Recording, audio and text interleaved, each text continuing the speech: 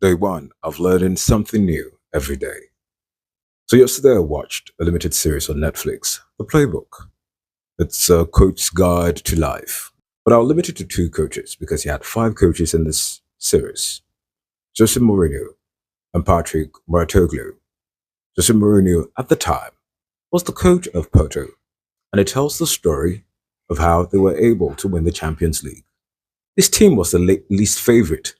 Manchester United was the favorite to win the Champions League. However, before the draws, he was always talking about wanting to face Manchester United. And soon enough, members of his team were also anticipating facing Manchester United.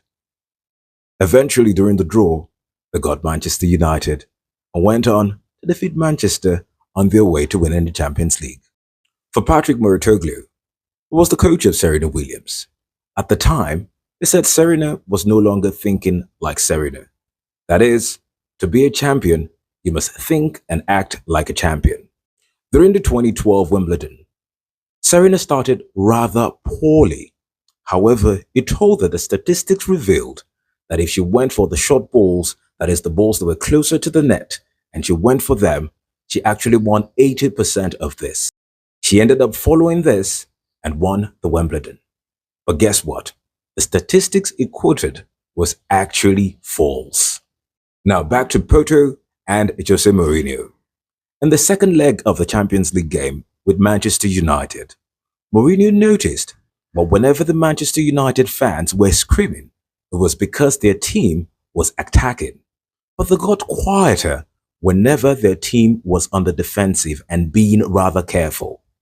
Mourinho realized that that was the window to attack whenever Manchester United were being rather careful not to make mistakes. Mourinho shares this Portuguese saying that some people jump in the pool and come out dry, but for him, before he gets in the pool, he is already wet. Now here's one thing they both admit.